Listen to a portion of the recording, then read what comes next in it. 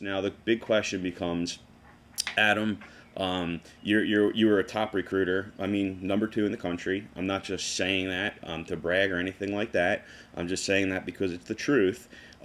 What should I be looking for in an ideal recruit? Okay, and for a lot of you that are out there that are probably saying, well, I don't know a lot about the business. How can I recruit people into this? The bottom line is, do you believe this is going to work? Okay, because if you believe this is going to work, you should start talking to people about it. Because there's a lot of people that are literally just need that little push, and they're in business, and by doing that, obviously, you're going to help yourself while you're helping them. So what should you look for? It's tough because what we do is we tend to profile people. By profiling, I mean we judge books by its cover. I'm not saying it's right. I'm just telling you that when you judge a book by its cover, you make assumptions, right? And those assumptions are not based on maybe facts. They're based on what you presume. So I'm gonna encourage you to do this. Don't profile anybody. Okay, don't profile anybody. And what I mean by that is, typically, if you look at when a business hires somebody, what they do is they read a resume. Okay, and when they read that resume, what they're doing is they're looking at a description of where they went to school, maybe the shake stand in the mall that they used to work at, as far as an internship, and probably what they graduated with, like a GPA or something, right?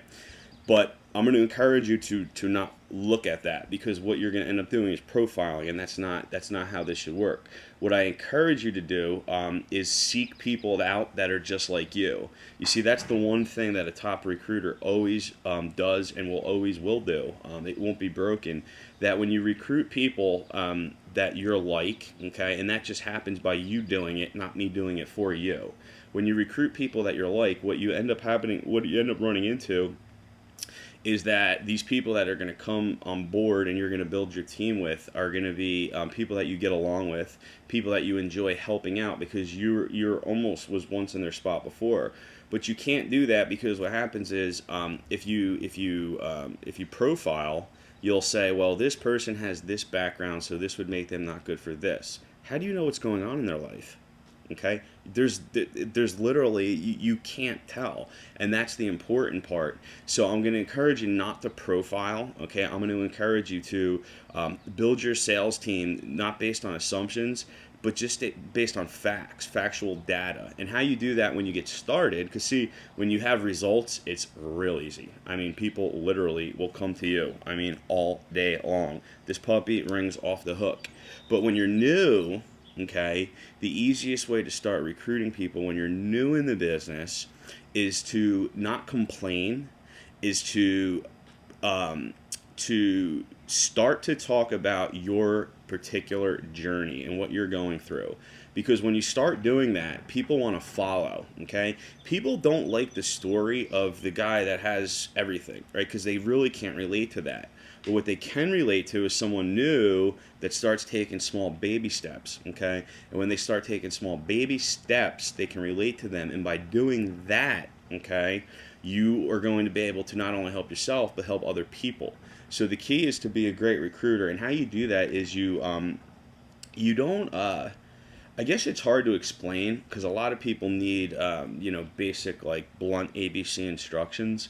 The only thing I can recommend for you to do, without, being too much of a, I guess, a canned thing, would be to start to not not complain. If you're going, we all go through challenges, but the key to going through challenges is you talk about them after you went through them and recovered. So I think really the key is just to start talking about the progress you're making, and as you talk about that progress you're making, okay, just like this video, you could put it on a video. You could do a bazillion things really, but as you start talking about this progress that you're making, you're going to naturally attract those people that are going to want to come and want to follow you, and as the results get better. Okay, what's going to end up happening for you is as the results get better, it's going to become naturally much easier to do. And it's going to get literally to the point where you don't have to do it anymore and people just come to you. Okay, like I said, I don't really beg people to come work with me, to put them in business or anything like that. But that's also coming from 12 years, almost actually 13 years, okay, of having steady progression.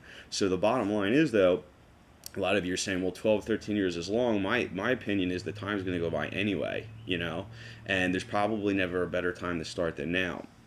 So I'm going to leave you with that. Just a couple quick nuggets. Like I said, build your team. We're going to move you from the cold to the warm to the very warm, because I am literally melting down in this backyard. It's literally almost 106 degrees. So with that being said, I appreciate y'all. I love you, and we'll talk soon.